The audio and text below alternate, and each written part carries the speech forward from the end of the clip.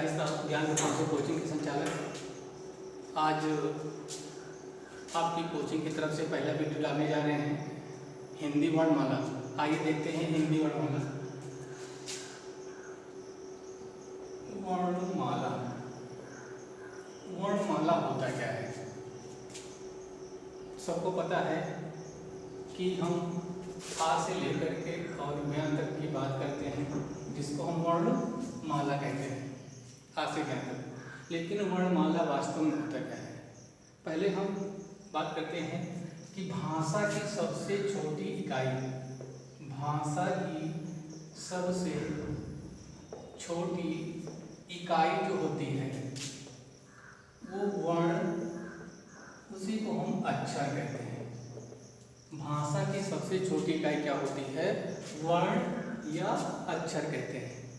वर्णमाला किसे कहते हैं और वर्णमाला किसे कहते हैं? तो वर्णमाला अक्षरों या वर्णों का व्यवस्थित समूह किसे कहते हैं?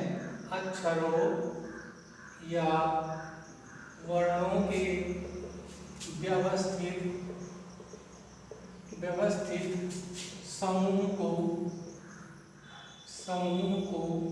वर्णमाला कहते हैं, वर्णमाला कहते हैं।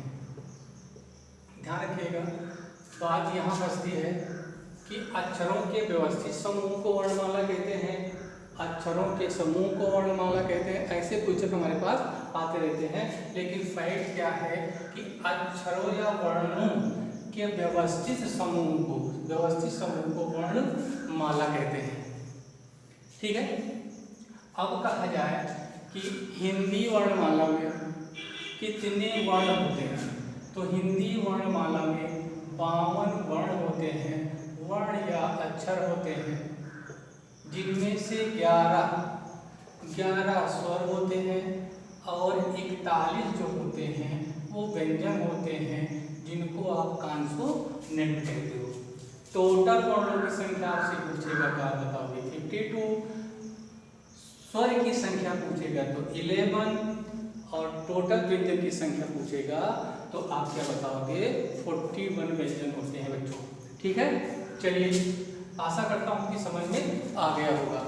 आगे की बात करते हैं हम। जब आगे की बात करते हैं तो उसमें क्या होता है? अब वर्णमाला को 2 भागों में बांटा गया है। वर्णमाला को 2 भागों में बांटा गया है, स्वर और व्यंजन। वर्णमाला को 2 भागों में बांट दिया गया है। एक तो बांटा गया है स्वर और दूसरा बांटा गया है व्यंजन। अब स्वर की बात करते हैं और व्यंजन की बात करते हैं। स्वर तो होता है, हम कहते हैं छोटा आ, बड़ा, छोटी, बड़ी, छोटा ओ, बड़ा ओ, री, ए, ऐ, ओ, औ, अंग और आ, इनको रखा जाता है। लेकिन इसके भी कई भाग कर दिए गए हैं। स्वरों को कई पार्टों में रखा गया है। जैसे स्वर की बात किया जाए तो स्वर जो हैं वो आपको ये दिखाई दे, लेकिन इनमें से क्या सभी स्वर हैं? ये कहना हमारे लिए सही है कि गलत है। अगर वीडियो अच्छा लगता है आप लोग लाइक और शेयर हम आपको कहने के लिए नहीं कहेंगे। जब आपको अच्छा लगे तो आप लाइक, शेयर और सब्सक्राइब जरूर करिएगा। चलिए आते हैं, पहले हम कुछ इम्पॉर्टेंट क्वेश्चन की बात करते हैं जो हमारे एग्जाम में पूछे जाते हैं। वो किस बेस पर पूछे जाते हैं? हाँ, स्वर की बात करते हैं। चलिए देखिए, जो आपका स्वर है, एक तो होता है दीर्घ स्वर, एक होता है लघु स्वर। अभी आप खुद निकाल लेंगे कि स्वर के कितने पार्ट होते हैं। एक तो दीर्घ स्वर, एक लघु स्वर, और तीसरा जो होता है वो होता है संयुक्त स्वर। संयुक्त स्वर होता है। चौथा होता है आपका प्लुत स्वर। ये 4 प्रकार के स्वर को 4 पार्टों में बांट दिया गया बच्चों। ठीक है, समझ में आ रहा है? चलिए, बहुत अच्छी बात है। तो जो दीर्घ स्वर होते हैं वो बड़ा आ, बड़ी ई और होते आपके बड़ा ऊ। इनकी संख्या अगर आपसे पूछेगा कि दीर्घ स्वरों की संख्या कितनी होती है तो आपको बताने हैं, नंबर भी याद रखना है, 3 होते हैं। लेकिन जब बात करें लघु स्वर की संख्या, तो लघु स्वर की संख्या आपको बताना है, एक तो छोटा आ, छोटी ई, छोटा ऊ और होता है री। इनकी संख्या बच्चों कितनी निकल के आई? 4। वेरी गुड, बहुत अच्छा। अब हम बात करते हैं संयुक्त स्वर की। जो संयुक्त स्वर हैं उनमें देखा जाए तो ए, आए, ओ, औ, ये आपके हैं, ये संयुक्त स्वर हैं और इनकी संख्या बच्चों कितनी निकल के आई? 4। वेरी गुड, बहुत अच्छा। ऐसे पढ़िए कि हर एक क्वेश्चन हम गारंटी लेते हैं, वादा करते हैं कि यदि आपके पास आपके क्वेश्चन में, आपके पेपर में 50 क्वेश्चन हिंदी के हैं तो आप 50 के 50 सही कर सकते हो, 48 सही कर सकते हो। मैं गारंटी लेता हूँ। हमारा एक्सपीरियंस कहता है 2011 से मैं अपनी संस्था को चला रहा हूँ, ठीक है बच्चों, तो थोड़ा विश्वास करिएगा और लाइक शेयर। हमने एक बार कह दिया कि आपको नहीं कहेंगे करने के लिए, आप लोग जो है ना, अगर मेरा वीडियो, मेरा प्रेजेंटेशन, मेरा क्वेश्चन बताने का तरीका अच्छा लगता है बच्चों, तो आप लोग अपने मित्रों लाइक कर दीजिए, मित्रों से कह के अपना खुद लाइक करिएगा, शेयर कर दीजिएगा, ठीक है, और सब्सक्राइब करना मत भूलिएगा। और जितना हो सके उतना आप लाइक करते जाइए, सब्सक्राइब करते जाइए। तो संयुक्त स्वर ए, आई, ओ, औ, ये संयुक्त स्वर है। अभी और बहुत फैक्ट बताते हैं। अब प्लुत स्वर क्या होता है? प्लुत स्वर, तो थोड़ा हम ध्यान देते हैं, जो हमारा दीर्घ स्वर होता है, जब बात कर लेते हैं जो हमारा लघु स्वर होता है। लघु स्वर को बोलने के लिए मुझे किसी की आवश्यकता नहीं होती है, मतलब किसी दूसरे वर्ण की आवश्यकता नहीं होती है, लेकिन जितना समय लघु स्वर को बोलने में हम लगाते हैं उसका डबल टाइम जो है हम दीर्घ स्वर को बोलने में लगाते हैं। जैसे मैंने बोला अ, आ, ई, उ, ऊ, ध्यान दीजिएगा, अ, आ, तो हमने कहा लघु स्वर को बोलने में हम जितना समय लगाते हैं उसका कहीं डबल टाइम हम कहाँ लगाते हैं? दीर्घ स्वर को बोलने में लगाते हैं। अब बात आती है प्लुत स्वर। अब प्लुत स्वर को जो हम बोलते हैं तो दीर्घ से भी डबल गुना समय लगाते हैं। जैसे आपने देखा होगा ओम पढ़ा होगा, तो लोग कहते हैं ओम, क्या कहते हैं? ओम कहते हैं। उसी तरह से हम यहाँ पर बात करते हैं या किसी चीज़ के पठन को या पाठन को पढ़ते हैं तो उसके लास्ट सेंटेंस में लास्ट शब्द जो होता है उसको लंबे तक हम खींचते हुए चले जाते हैं बच्चों।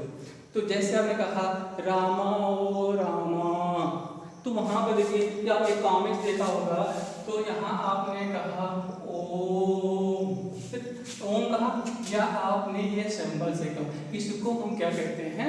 प्लुत स्वर कहते हैं। ध्यान दीजिएगा, कंपटीशन की तैयारी कर रहे हैं आप लोग, तो दीर्घ, लघु, संयुक्त और प्लुत ये होते कितने कितने हैं?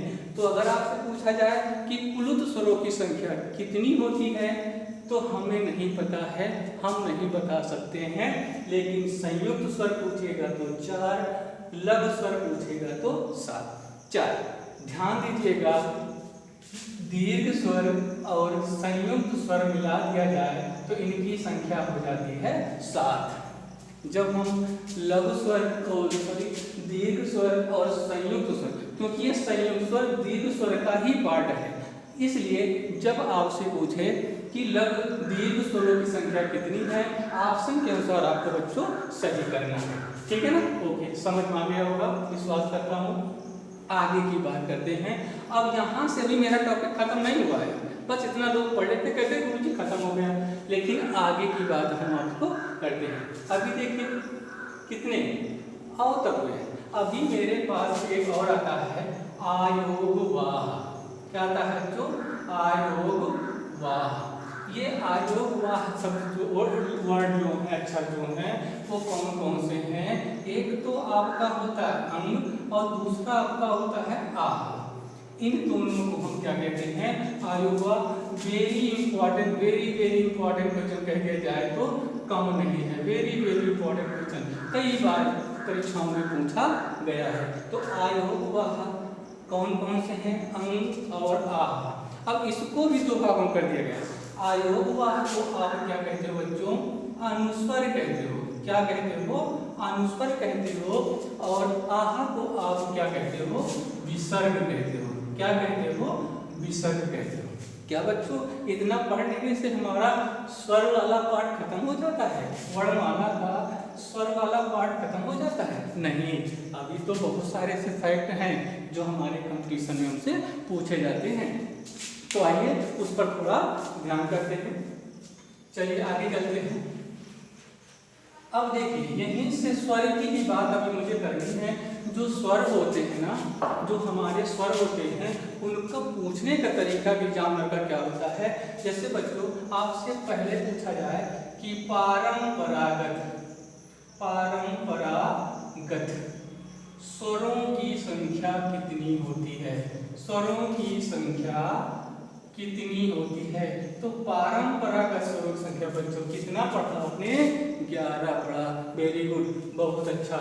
अच्छा दूसरा जब आपसे पूछे लेखन के अनुसार स्वरों की संख्या, सब समझाऊंगा, पूरी बात समझाऊंगा, ऐसा पढ़ो कि पढ़ा ले जाओ।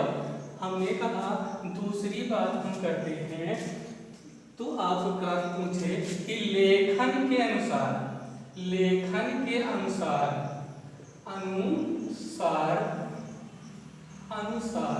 स्वरों की संख्या, तो आप कितना बताओ बच्चों, 13 बताओगे।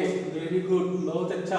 तो लेखन के मतलब तो हम लिखते हैं उसकी बात कर रहा है। और तीसरा क्या कहता है, उच्चारण के अनुसार स्वरों की संख्या, उच्चारण के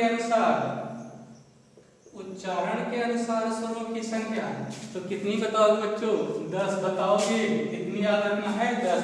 तो ये फैक्ट आपका है स्वर का। परंपरागत स्वरों की संख्या आपको याद रखना है, नंबर 11 कई बार पूछा गया है बच्चों।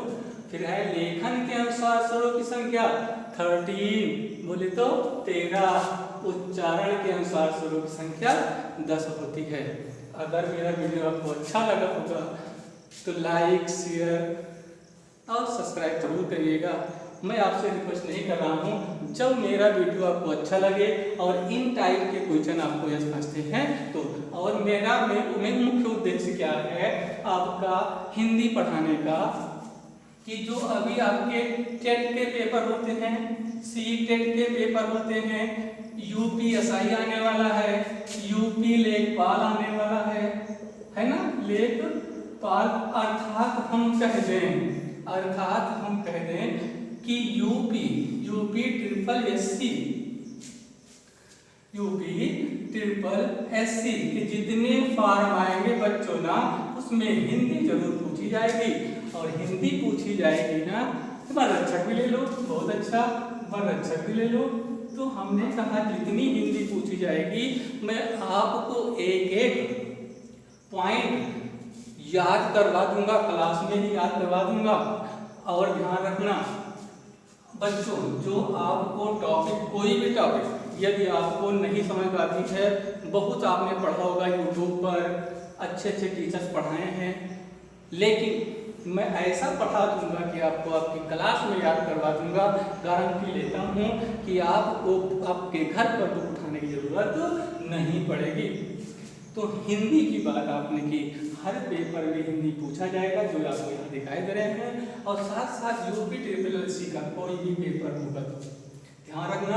अगर मेरी बताई हुई बात आपके ध्यान में है तो गारंटी के साथ आप हिंदी में अच्छे स्कोर खड़ा कर सकते हो। चलिए अगले वीडियो में हम फिर मिलते हैं। जय हिंद।